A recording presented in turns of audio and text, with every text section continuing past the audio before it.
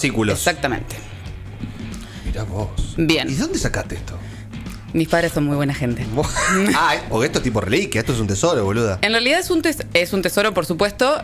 No son las ediciones originales y viejas, son la reversión de ellas. Claro.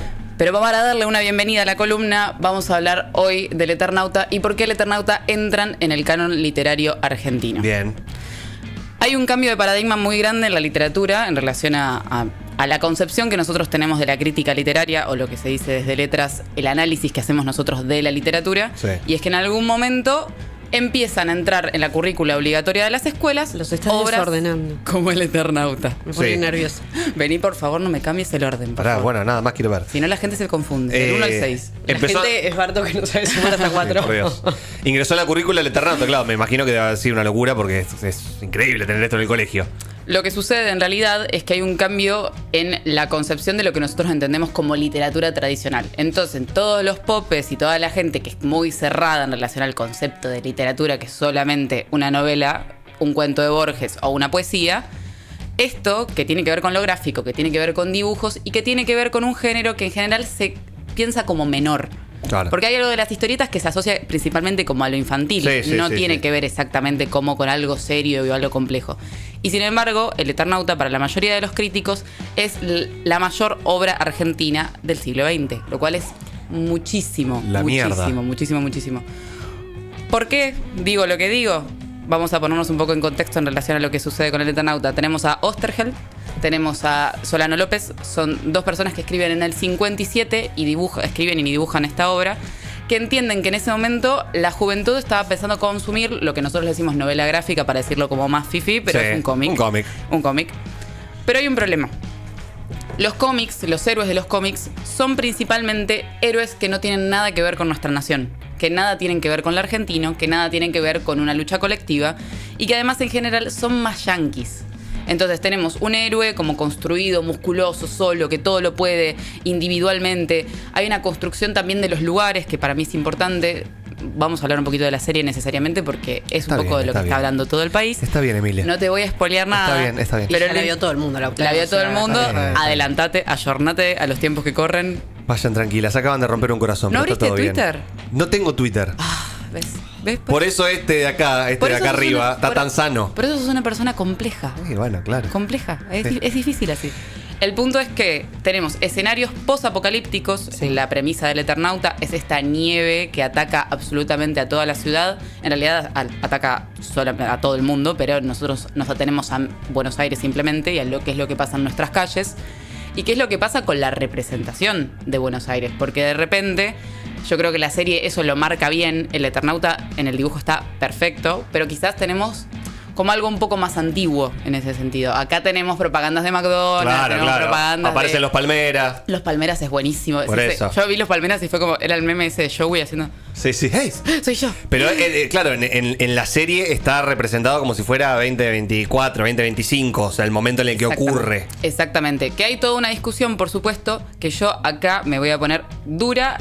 Estoy totalmente en contra de los fundamentalistas pelotudos que ¿De qué? se ponen muy pesados con Con la época. las adaptaciones y con A mí me encantó que lo traiga a la actualidad. Me parece que genera también otro impacto, otra narrativa. Tiene otro eje. Yo quería hacer un paralelismo en realidad porque hay algo que lo que hacen Oesterheld y Solano López, que ahora vamos a hablar un poco más de ellos, que tiene que ver con esta representación de lo nacional que pasa un poco en esta serie de Netflix, ¿no? Nosotros pensamos en la serie, obviamente, en relación a una empresa que produce un producto que por más que esté dirigida por un argentino, por más que sea una coproducción, por más lo que sea, entra en una lógica de consumo y de mercado de la que no podemos escapar. Yo no me voy a poner a hacer una hinchapelotas, lo voy a analizar, lo voy a pensar y voy a decir, che, esto por ahí es medio pochoclo o esto por ahí no es tan así. Obvio que lo voy a ver, pero por eso no voy a ponerme en hater y voy a decir, no, ¿sabes qué? Esto es una cagada porque no sigue en el diálogo original y la hija de Darín en realidad se llama Marta y debería... No, Claro. no. Menos. O sea, bajemos un poco porque si no,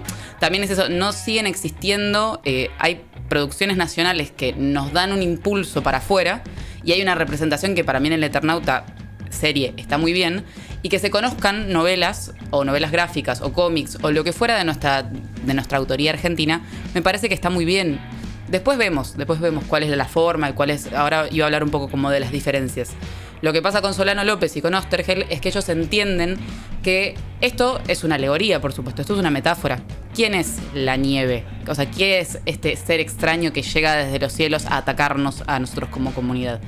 Entonces, si estamos hablando del 57, estamos hablando en un contexto de Guerra Fría, de un mundo dividido, donde de repente hay un capitalismo atroz que parece que se va a comer el planeta y que finalmente termina ganando lo que es el bloque de la Guerra Fría, ¿no? Esto lo vieron ellos, por supuesto. Y hay un problema que a mí, no sé si vieron las reacciones de los libertarios en... Vi algo, como que no les gustaba, como que no querían ni siquiera ni verlo algunos. No, para mí hubo un problema central y es que ellos creyeron que era propaganda para ellos. O sea, el nivel de delirio total que manejan en sus cabecitas es que primero dicen que no hace alusión a la política, porque tienen menos lectura que nada, es un plato así como llano. Pero también hay algo de que ellos dicen como que hace alusión a esto de la persona heroica, que está como personificada en Darín en este caso, que puede sola contra todo. Y literalmente lo que diste es completamente lo contrario. Pero que para que ellos estaban haciendo un paralelismo entre el Eternauta y Milei, como que... Sí, claro. Mentira, no puede ser. Te lo juro. El que nos viene a salvar, por supuesto. Pero ahora, no se sacaron todos los números para ser estúpidos. Sí. Estúpidos. No se puede ser tan tarado. Ellos veían como en Juan Salvo, veían como un personaje que venía a salvarnos a todos. Y tipo, es re Milei esto. Exactamente. Que igual, ojo ahí, porque también hay algo de la producción de Netflix que va un poquito a favor de esto. La diferencia con el Eternauta original, nosotros tenemos en la literatura tradicional al héroe, que es... Nosotros sabemos quién es nuestro héroe nacional. Perón. Estaba re adoctrinado. El Diego. El Martín Fierro, chicos. El Martín Fierro es esta persona outsider que un poco a partir de las dificultades que tiene va a luchar por nuestro país y se transforma dentro de los márgenes en una representación nacional de nuestro país por la defensa de nuestros valores y las defensas incluso de los valores que no queremos ver. Sí. Va más allá, es como una ruptura. Lo que pasa con la literatura tradicional es que tenemos este héroe, Ulises, Odiseo, puedo hablar un montonazo de héroes en la literatura, que hacen como un caminito, es el camino del héroe. El camino del héroe. Exactamente, el camino del héroe, que es como muy lineal y donde ellos están muy solos. Ellos se van encontrando con gente, ellos obstáculos, con cositas, ellos todo lo pueden, van en contra, incluso cuando no pueden, todo lo pueden igual. Y hay algo del Eternauta que se rompe con esto. Lo vemos desde el principio, en la escena del truco, ¿vieron? La escena del truco del inicio está tal cual acá. Está perfecta, totalmente. Hay algo como del diálogo y de los... como de alguna manera como de los códigos que nosotros manejamos a jugar al truco. Charlábamos con los chicos de afuera del aire que tenemos a los japoneses aprendiendo a jugar al truco porque están obsesionados. Porque es imposible de explicar en palabras el nivel de enfermedad que se maneja cuando nosotros jugamos al truco. Claro. Y además las reglas, porque no sé si existe en otro lado, además de los uruguayos probablemente, que también se lo dan a ver robado. Un saludo para los uruguayos, que ya sabemos, juegan al truco. Que seguramente toman mate. Inventaron el dulce de leche, el tango. Sí, Gardel es de ustedes. Bye. Sí. El punto es... ¿Por qué se ponían tan parceros con Uruguay? Perdonen. Sí, pero hay algo me caen bien. Hay algo que sobrepasa el truco como juego, que es toda la locura que le ponemos nosotros. Los chistes, hay algo como... ¿Vieron además esa junta como de viejos boludos? Sí. Todo el tiempo hacen chistes, es muy gracioso. Pero amén de eso, hay algo del Eternauta que tiene que ver con que la gente que está alrededor de Juan Salvo constantemente le recuerda en el cómic y en la serie una y otra vez de no te vayas solo. ¿Qué estás haciendo? En Netflix yo creo que le pusieron un poquito más de fuerza a Darín. Sí, pero como porque que es Darín también. Porque es Darín y también porque en Netflix no garpa mucho esta cuestión de la colectividad. Eso hay que decirlo. Yo lo voy a criticar, por supuesto. No quiere decir que vaya a bajar el Eternauta de Netflix. Pero sí hay algo como de... que me parece que hablábamos con Barto en relación a las decisiones que se han tomado en relación a la serie. Hay algo, por ejemplo, de decidir si Darín es o no excombatiente de Malvinas. Bueno, un par de cuestiones que yo creo que están bien, porque no le voy a spoilear a Laucha el resto del Eternauta, pero hay un dato clave en relación a qué es lo que pasa con Juan Salvo y esas lagunas que tiene, que en Netflix las representan muy bien, en el cómic están representadas de otra manera. Pero me parece también sustancial entender que esta fuerza de la que hablan los seguidores de Milei, estas fuerzas con las que van en contra esta sociedad que tiene que de repente sobrevivir una nieve tóxica y a unos alienígenas, que entendamos también que para Oesterheld y para Solano López tuvo que ver con el golpe a Perón en ese momento, incluso Solano y Oesterheld siendo antiperonistas en ese momento. Sí, Porque sí, esa otra lectura que tampoco agarraron. No agarran porque no googlean, escribió, además. No, la escribió mientras era montonero, vos no entendés nada. Es impresionante, porque la historia en realidad de Oesterheld, Solano López es el que se tiene que ir después al exilio, existe después el Eternauta en la segunda parte, tenemos una parte más apolítica de la militancia política. Esta es una obra política y lo aclara ante un montón de críticas que no solamente existen ahora en la actualidad, sino que existieron en ese momento, por supuesto. Claro. Creo que hay una crítica que sí le podemos hacer a la serie y es que en ningún momento se nombra que Oesterheld está desaparecido con sus 4 hijas, que hay que sostenerlo. Sí, la verdad que al final podrían haber puesto una plaquita, sobre todo cuando hay 2 nietos que todavía se están buscando. Exactamente, yo veía en Twitter, que Laucha seguramente no lo vio, pero pensaba como... Alguien decía, estamos todo el país mirando esta serie y hay 2 personas de 48 años que no saben que son las nietas de Oesterheld. Y capaz que la están viendo, porque es probable que la estén viendo. Probablemente. Entonces me parece que hay algo como de la lectura del Eternauta y una ruptura necesariamente de no solamente de las cuestiones de la escuela, porque pensamos esto al principio de, bueno, va en contra absolutamente de la literatura como tal o de la literatura de lo que los académicos quieren decirnos que es, pero también va en contra de muchísimas de las concepciones. Primero de ese tiempo, o sea, de que pensemos que la literatura es algo infantil o que los cómics son algo infantiles, que tienen que ver con niños que solamente consumen cosas como banales, que tampoco lo es, digamos que tampoco entra como en esa. Esta es una apuesta de 2 intelectuales, de 2 personas en su momento antiperonistas, pero después militantes, que apuestan de alguna manera para mostrar otra cosa y rompen absolutamente con todo, absolutamente con todo. Y ahora tenemos una representación en la actualidad porque seguimos hablando de eso, lo hablamos con Néstor también, no fue solamente el Eternauta, vuelve constantemente y se relee constantemente, que eso es lo importante de las obras que tienen mucha profundidad, porque todo el tiempo te dicen algo distinto. Pero también hay algo, me parece, a tener en cuenta, que es que nuestros valores y nuestras formas de ver las cosas puedan verse en el exterior, puedan exportarse hacia otro lado. En este formato, en Netflix, en donde ustedes quieran, pero hay algo de que hay alguien que hay que explicarle qué son los palmeras. Que hay que explicarle claro. ¿Qué es el truco? ¿Qué es el truco? Y porque alguien dice el relampajeando y es gracioso. Sí. Quizás podemos pensar, obviamente, porque críticas esta semana, no sé si vieron, hubo un montón. La semana pasada hablamos del Papa, esta semana se habla solamente del Eternauta y la semana que viene hablaremos de otra cosa. Hay un montón de críticas en relación a lo masculino, por supuesto, a lo masculino y a lo femenino. Ah, sí, también.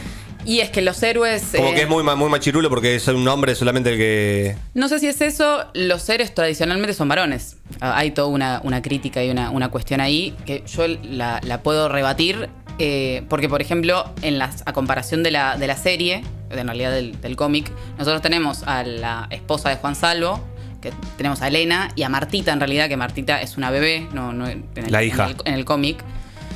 Tenemos unos personajes femeninos muy distintos planteados en la actualidad. Tenemos una Elena que sale de la casa. En el cómic no sale de la casa. O sea, se queda ahí haciendo fuerza con la gente y el que sale es Juan y los compañeros, pero ella no sale.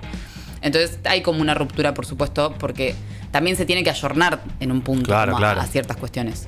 Pero me parece como súper importante que debatamos también esta cuestión como de... ¿Qué es lo que hacemos con la literatura? ¿Por qué la literatura es importante como arma política? Y también por qué la literatura es importante para entender de qué manera vivimos y de qué manera sentimos en nuestro país. Y por qué es importante, no solo ante la nieve tóxica que hay afuera, defender nuestros valores, defender la patria, defender de manera colectiva y entender que en un mundo en el cual Netflix se lleva todo puesto y estamos todos encerrados en nuestras casas, pensando en el éxito propio, pensando en cómo podemos resolver nuestras cosas, siempre estamos al lado de un otro. Y que hay una escena muy linda en el Eternauta que están como prendiendo radios y cosas y Favali le dice a Juan Salvo, lo viejo sirve, que es un poco como la frase que dio vuelta. Y tiene que ver un poco con eso. Hay como una vuelta... volvemos un poco, para mí la literatura siempre tiene que ver esto, con volver un poco hacia atrás, volver a pensar ciertas cosas, pero también bajar un toque. A mí me pasa cuando leo libros que vuelvo de nuevo a pensar, a sentir, a estar al sol con un libro, hojeando páginas y diciendo, más allá de lo romántico, digo, como... Sí, todo eso que pasa de golpe baja. Se silencia. Porque además hay como esta cuestión como del escroleo y del consumo y de las cosas, que en el Eternauta se ve bien, porque yo creo que está bien puesto esto de que sea 2025, porque de repente los hace frenar. ya no hay más comunicaciones, ya no hay más radio, ya no hay forma de saber qué es lo que pasa en el otro país y ahora estamos todo el tiempo intercomunicados. No, y sabiendo lo que pasa de acá hasta en el pueblito más chico del Conga, o sea, Tal ¿qué cual. te importa lo que pasa? Sí, la verdad es que, pero además no tenemos... Vivimos, sí. No hay criterio de la información que recibimos. Y es muy complejo para nuestras cabecitas que todo el tiempo está recibiendo información. Entonces los invito a no solo leer El Eternauta en su versión original, que puedan de alguna... Yo creo que casi todos, si no tenemos una versión del Eternauta por ahí dando vueltas, está en digital. Que le presten atención a los dibujos, que le presten atención a los diálogos. Ellos se esfuerzan mucho en construir nuestra nacionalidad y representarla bien, pero además representar... hay algo de los gestos, hay algo como de la gestualidad, del vínculo que tienen entre ellos que a mí me parece hermoso, pero hay que prestarle atención y hay que sentarnos a verlo y a no digo que esté mal haber visto 6 horas seguidas del Eternauta, está muy bien, obviamente, vamos a verla, pero hay otra cosa, hay algo de lo anacrónico, hay algo como de sentarnos y decir, che, este rato es un rato para que yo frene un toque del ritmo demente que vengo manejando. Esto igual lo voy a militar en todas las columnas. Muy bien, está muy bien. Porque me parece necesario que nos sentemos, que nos miremos entre nosotros, que pensemos, o sea, que haya una apuesta de alguna manera a entender lo sensible de otra manera, que no sea hiperconectados con el resto del planeta, que en realidad estamos cero conectados, es literalmente una paradoja porque es totalmente lo contrario. No sabemos ni qué le pasa al otro, ni cómo se siente el otro, ni cómo nos sentimos a veces ni siquiera nosotros mismos. Entonces, nada, una invitación a que se conecten con la literatura de alguna manera así, que lo pensemos también como un momento para frenar. Ay, qué lindo. Qué lindo. El final fue muy lindo. Hermoso. El gran final para esta columna. Gracias, Emi. Gracias. Una pregunta muy cortita, muy cortita. Diga. De todo esto que está... Yo no lo leí esto, no sé cómo termina la historia, no sé cómo si no sé nada. No o te voy a sea, spoilear. pero de todo esto que está, estos 6 fascículos, ¿hay continuaciones? Hay continuaciones, tenemos